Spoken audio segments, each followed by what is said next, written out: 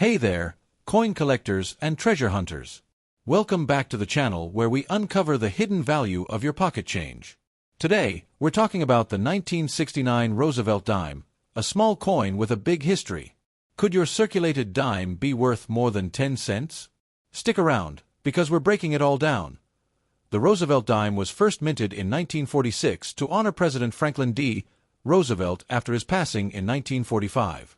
He played a huge role in the founding of the March of Dimes, a campaign to fight polio, the very disease he struggled with. That's why his face replaced the winged Liberty head, also known as the Mercury dime. Now, fast forward to 1969, the year of the moon landing and Woodstock. The U.S. Mint was still producing dimes made from a clad composition, outer layers of 75% copper and 25% nickel bonded to a pure copper core. These replaced the 90% silver dimes that ended in 1964. In 1969, Roosevelt dimes were struck at 3 locations: Philadelphia, Denver, and San Francisco. Mint mark? That's Philadelphia.D mint mark. That's Denver's mint mark. That's San Francisco, and those are typically proof if you're looking at a circulated dime, chances are it's from Philly or Denver. The San Francisco proofs were not intended for circulation, so what's your 1969 Roosevelt dime worth in circulated condition? Let's break it down. Over 145 million made in circulated condition? Still worth face value, 10 cents in high AU or XF condition, maybe 15 to 30 cents.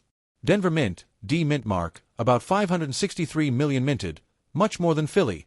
Circulated examples, still worth just 10 cents and very fine or extra fine condition, maybe 20 to 40 cents. The real value comes in uncirculated or proof coins, especially with errors or varieties. But circulated 1969 dimes? Unless it's an error, you're looking at pocket change. Here's where it gets fun. Keep an eye out for errors and varieties from 1969. They're rare, but they're out there. Look for these double die obverse, DDO. Look for doubling in the date, the word Liberty, or In God We Trust. Off-center strikes. The design is not centered on the coin. Clipped planchets. Looks like a chunk is missing from the coin. Broad strikes or misaligned dies. These can fetch $10 to $100 plus depending on severity. If you find one of these in circulation, hold on to it. Even common errors can turn that 10-cent dime into a nice little payday. Collectors typically seek uncirculated 1969 dimes, especially with full bands on the torch on the reverse, known as full torch or FB dimes. These are sharper, better struck examples, and they can fetch up to $5 to $25 or more if certified. So, while your average 1969 Roosevelt dime in circulation might only be worth its face value, there's always a chance you'll spot a hidden gem, especially if you look for errors or mint state coins. Before we dive into the value of the 1969 Roosevelt dime, let's take a moment to understand its history, because every coin has a story. The Roosevelt dime was first introduced in 1946, just 1 year after President Franklin D. Roosevelt passed away. He was a beloved leader who guided the nation through the Great Depression and World War II. But there's another reason why he was chosen to appear on the dime. Roosevelt played a major role in the fight against polio in 1938. He helped create the March of Dimes, a campaign to fund research for a cure for polio, the very disease that left him paralyzed from the waist down. Americans responded by sending in dimes to help fund the cause. So when he passed away, the U.S. Mint honored him by putting his image on the 10-cent coin. That's how the Roosevelt dime was born. Roosevelt replaced the winged Liberty head, more commonly known as the Mercury dime, which had been in use since 1916. From 1946 through 1964, Roosevelt dimes were made of 90% silver.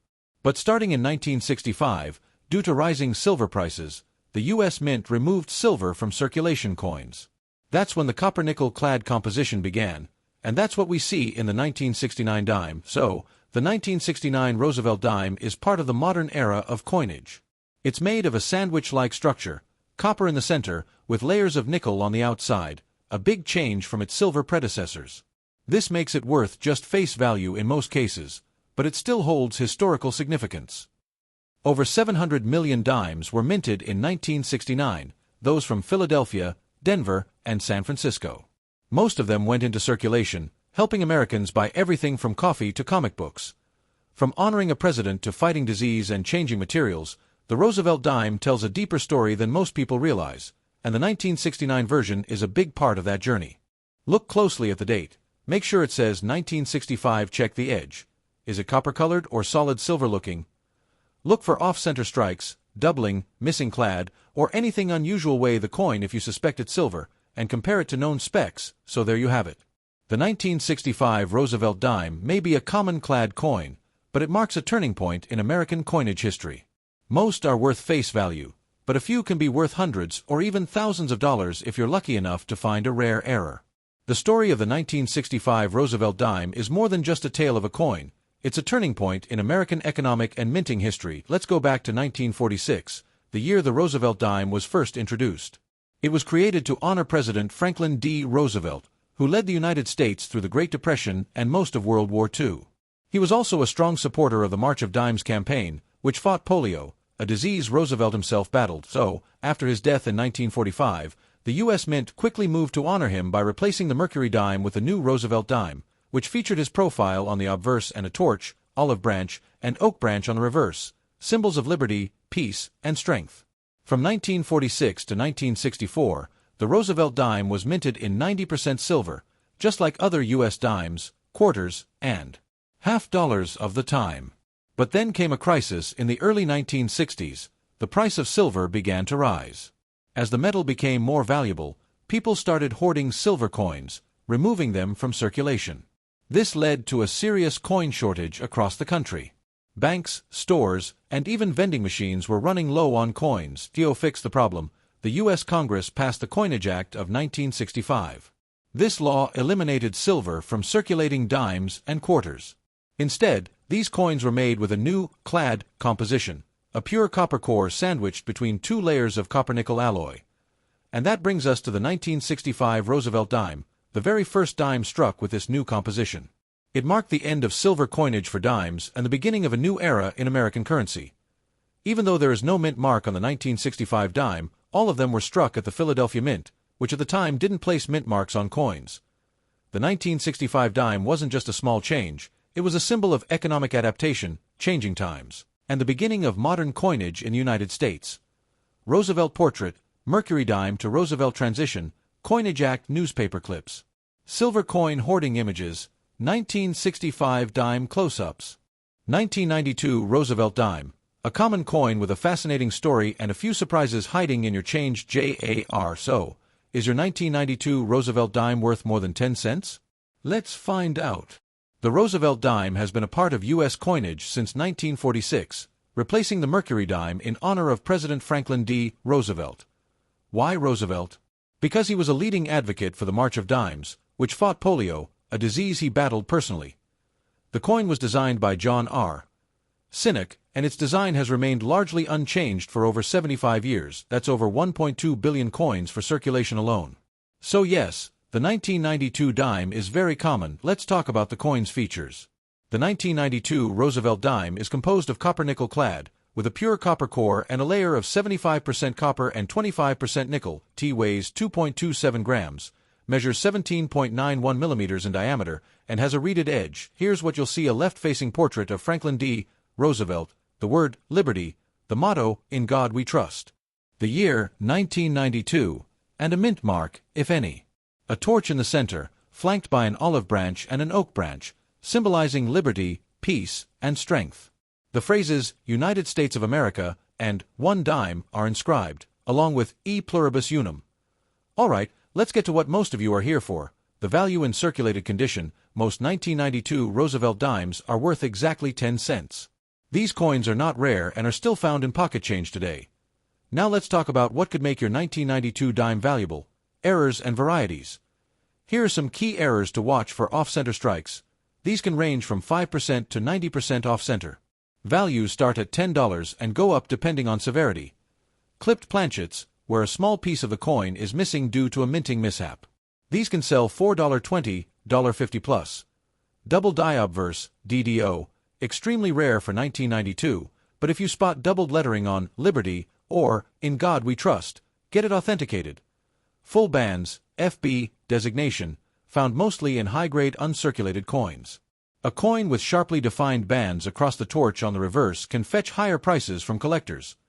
Want to find a valuable 1992 Roosevelt dime?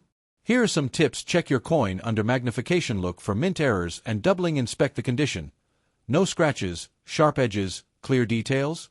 Might be uncirculated. Weigh the coin. If it's dramatically lighter or heavier, it could be a wrong planchet error. And remember, for coins you think might be rare, get them graded by PCGS or NGC to confirm authenticity and market value. Oh, there you have it. The 1992 Roosevelt dime is a coin with massive circulation, a classic design, and a few hidden gems for sharp-eyed collectors. Most are worth face value, but an error or a pristine example could net you a few dollars, or more. Check your change. Visit coin shows, and most importantly, keep learning and collecting. San Francisco, about 2 million proof coins only. So yes, the 1997 dime is far from rare. But keep watching because there are still reasons to check your change if you're wondering how much a circulated 1997 Roosevelt dime is worth today. Here's the scoop: most circulated dimes from this year are only worth face value, 10 cents. However, uncirculated or high-grade examples, especially those graded MS65 or higher, can fetch $1 to $3. Coins in near-perfect condition with full bands or strong strike details may go up to $10 or more. Now here's where things get interesting: errors and varieties. These are what can turn an ordinary dime into a collector's gem. Keep an eye out for these known 1997 dime errors: off-center strike. If the design is struck off to the side, values can range from $10 to $100, depending on the percentage and clarity. Double die obverse, DDO. Look closely at the lettering, especially Liberty or the date. Doubling could mean big bucks, up to $75 or more. Clipped planchets, a piece of the coin is literally missing due to a minting error. These can sell for $20 to $50. Die cracks or cuds, small raised lines or blobs near the rim. Minor ones might be worth $5 to $10, while larger ones can bring more. Remember, always use a magnifying glass or coin microscope when checking for errors. If you think you found a valuable 1997 dime, don't clean it. That can lower its value.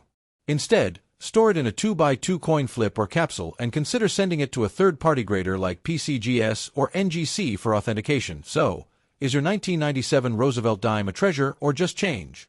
While most are only worth their face value, error coins or high-grade examples can definitely be worth more, sometimes even enough to buy lunch. If you enjoyed this video, smash that like button, subscribe for more coin content, and comment below. Have you found any valuable 1997 dimes? Let us know.